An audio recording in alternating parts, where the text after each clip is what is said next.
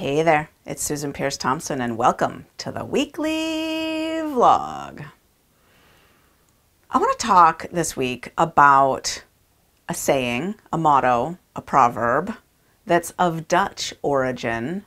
1622 is the first recorded instance of this in human history, and it is, live and let live.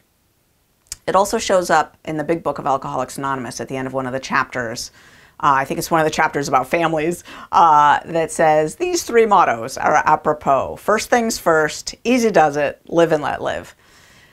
Live and let live. I mean, the general idea of live and let live is just to be tolerant and accepting of how other people live their life, how they do things, what they choose to do, how they choose to do it, especially if it's different than what you do or how you would do it.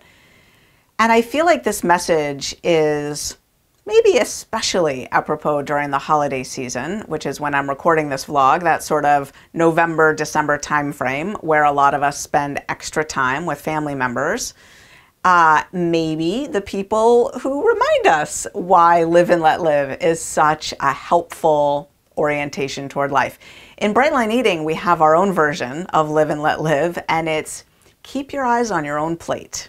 Keep your eyes on your own plate. So I think that as a lot of people start Bright Line Eating, they get really excited about it and fervent, maybe even fanatical about it. And yeah, and it can make them kind of, I mean, I think I was like this too initially, kind of judgy about how other people eat, right? And how other people are or aren't taking care of their bodies and their physical health and whatnot.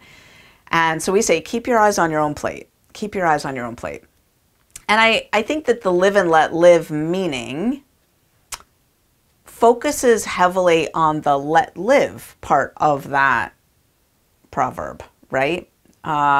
Live and let live. 4 words. I think the let live is what the proverb means, right? Let other people live the way they're going to live. To thine own self be true, and for them to their own selves be true.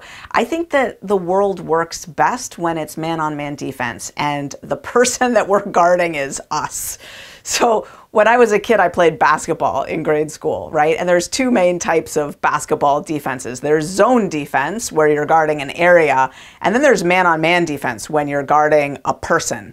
And your job is to stick to them like glue, right? And just guard your person, right? And I think that the way the world works best is if each of us is guarding ourselves, advocating for ourselves, caring for ourselves, making sure that our side of the street is clean in every affair. And if everyone does that, the world is utopia. Right? If everyone keeps their side of the street clean, the world has nothing but clean streets. And yeah, we don't always do that perfectly, of course, but I think it's the only setup that really works, right? I don't know who said it, but in this life, I am charged with the care of just one soul, and that's my own. Maybe I said that, I'm not sure. But I love that. I am charged with the care of just one soul, and that is my own.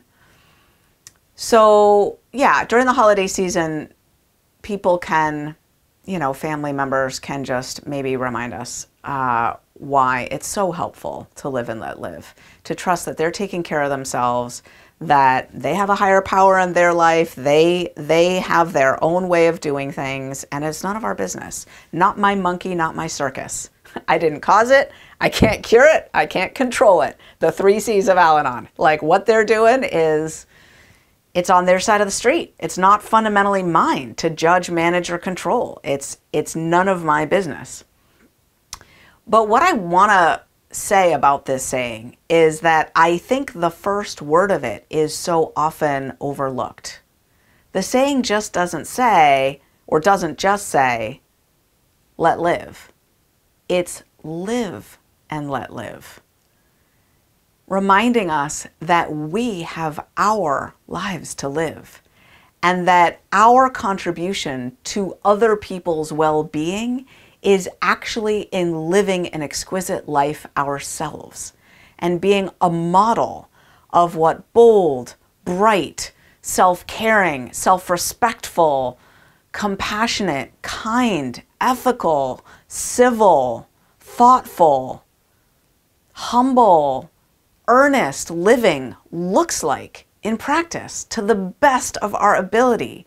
If we live, we are a billboard, a walking billboard for what it looks like to manifest self-actualization, self-authorship, self-agency in every area of life. And it's inspiring. If we want other people to be inspired, be inspiring. It is what we can do, is to live. And then our focus is on ourselves, right where it belongs. And we are being the best version of ourselves that we can possibly be, right? Like before you go casting stones, get your own house in order, because you might be living in a glass box. It's not your place to be throwing stones, right?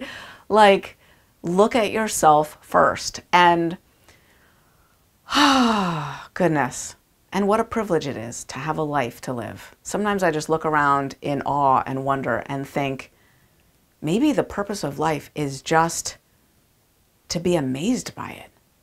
Just to look around at the beauty and the struggle and the death and the rebirth, and just be so gobsmacked by the privilege of getting to be awake and alive for each minute of this, to just be present for as many of the moments as possible, to let it sink in deep into the flesh and soul and bones, and just live in wonderment of it. It's an incredible thing, this life. Live and let live. That's the weekly vlog. I'll see you next week.